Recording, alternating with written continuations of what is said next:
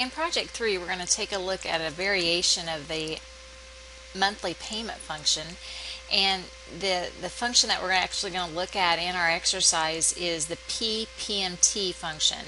And what it does essentially is it calculates the principal portion of a loan, whereas before we've just been calculating what the monthly payment is. That included the principal and the interest. The PPMT function in the middle of page 53 is described and kind of broken down a little bit. We won't use all the various parts of this, but in case you would like to know that or use it in the future, this certainly breaks it down for us. You can see the parts of the function. The rate part is your interest rate per period, and again, we want to keep in mind that if you borrow from a financial institution such as a bank, they will give you an interest rate that's annual percentage. It's an annual percentage rate, APR. So that's an annual rate, and that needs, if you're looking for a monthly payment, that needs to be divided by 12. The interest rates, the months, those all need to be the same when you're making these calculations. So make sure that they're all on the same, the same form of units, all monthly or annually or whatever it is. So, but the rate is your interest rate per period. The PER portion of this is for finding which period you want to find your principal portion of the payment, whether it be the first one, the last one, in between somewhere. You can specify which period that you want to find that principal portion. And then the MPER is the number of times you'll be making that payment, which we're familiar with. PV is the amount that you're going to borrow. FV is the balance at the end of the loan, and if you don't put anything in there, then 0 is assumed. And then the type, which is the last component of that, is either 0 or 1. 0 is the payment at the end of the period of time that you're borrowing your money for, and 1 is the beginning of the period. So that's a breakdown. Again, we're not going to use all those parts, but certainly there are times when you will use each one of those. The workbook that we're going to use the PPMT function in is the Deering Expansion Workbook, and I've already brought that up. I have not saved it under a new name. I'm going to I've decided not to save that this time, so we're just going to leave it as the original name. But if you're working on this on your own, you probably want to save it under a new name so you'll have your original file intact. And then what we're going to do, if you'll notice here, we've got Victory Trust and Dominion Trust. These are two different financial institutions. The interest rate at each of these institutions, you'll notice here in row 4, the length of time that you'll have for this particular loan is 20 years, 15 years. The loan amount on each of these, you can see there, $775,000, which would be the amount that you would borrow.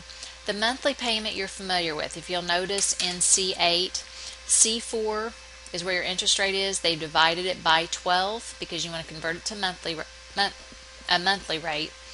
And then C5 is where the number of years, and you're going to multiply that times 12 to convert that to months. And then your loan amount is in cell C6. So that's how they've calculated both of those payments for each of the financial institutions. Now, in cell C10, what we're going to do is we're going to calculate what the principal is going to be for the first month of the loan. And that's what's going to happen in C10. So again, we're using the PPMT function. So I'm going to go into the Insert Function dialog box. We'll go to Financial. I'm going to click in P there. We're going to choose the PPMT function.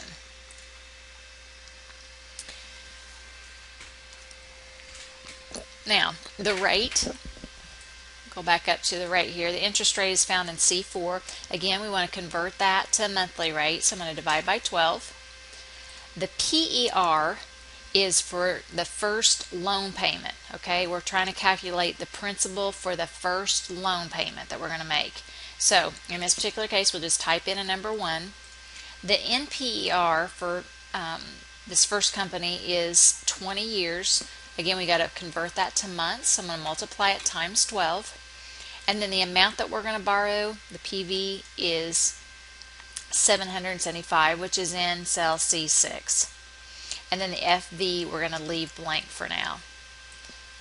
And then I'll click OK out of that. And so this shows you that 1,291 of this 6,000 is actually going towards principal. Okay, which is kind of scary. But anyway, so, and you can do the same thing if you want to just copy this across. You can surely do that. Delete that out. And you'll see interest rates, E4 there divided by 12. Still first period, first payment. We want to know what the principal portion of that is. If you had time as you went through and changed that to 2, 3, 4, whatever, you'll find your principal will increase over a period of time. You're paying your interest up front, obviously. So, all right, and then your total loan payments, essentially what you're going to do there is you're going to take how many ever time, well, you're going to take your monthly amount times however long that you're making that payment, and that's what the total loan payments are going to be. So we'll start that out with an equal sign, and take your monthly payment, multiply that times the number of times you're going to make it. So there's the 20 years, and then we need to multiply that to months. Convert it to months. I'll press enter. So you're spending $1,573,187.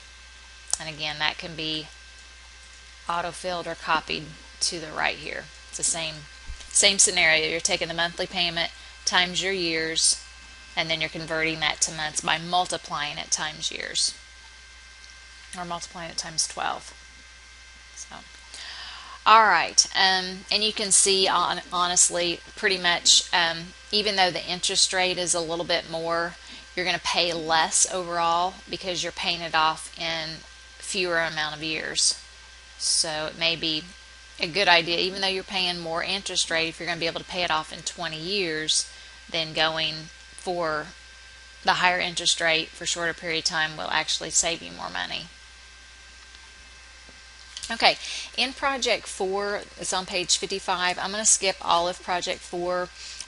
It talks about the and, or functions, and also nested if functions.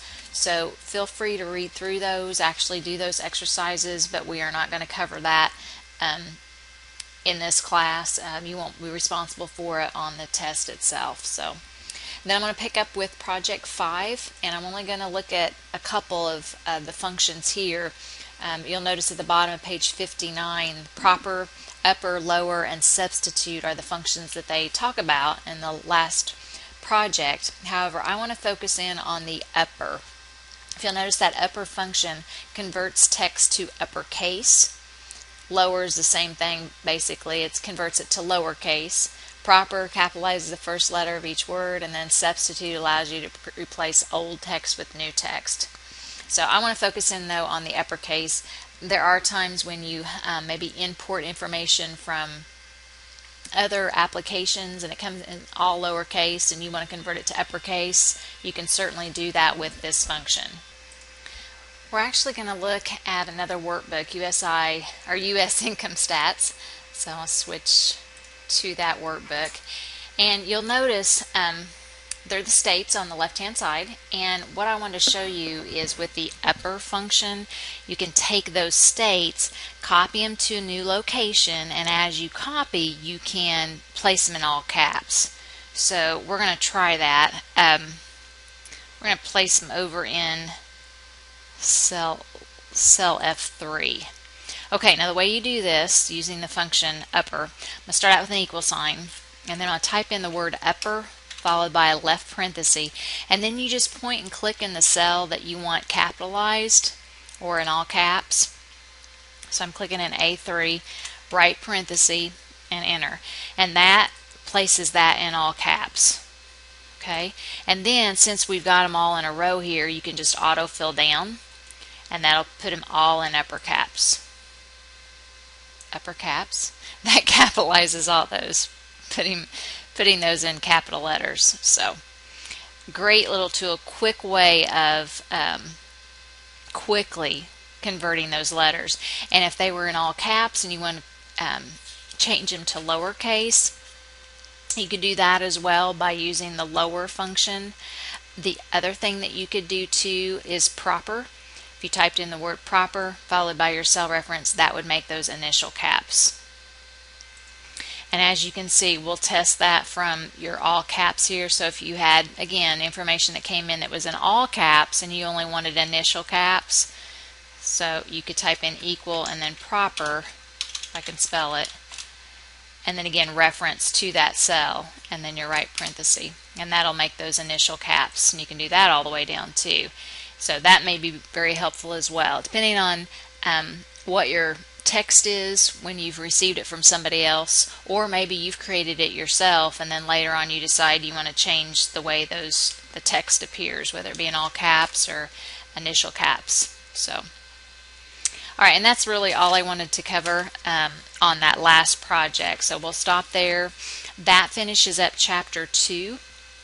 So be sure to read through the chapter summary, the concepts check, and yes, please do the assessments that are at the end of the chapter. I think those would be very beneficial, and again, additional practice will help you solidify whether or not you understand the features that are in the chapter. So, and as always, if you have questions, feel free to email me or call me.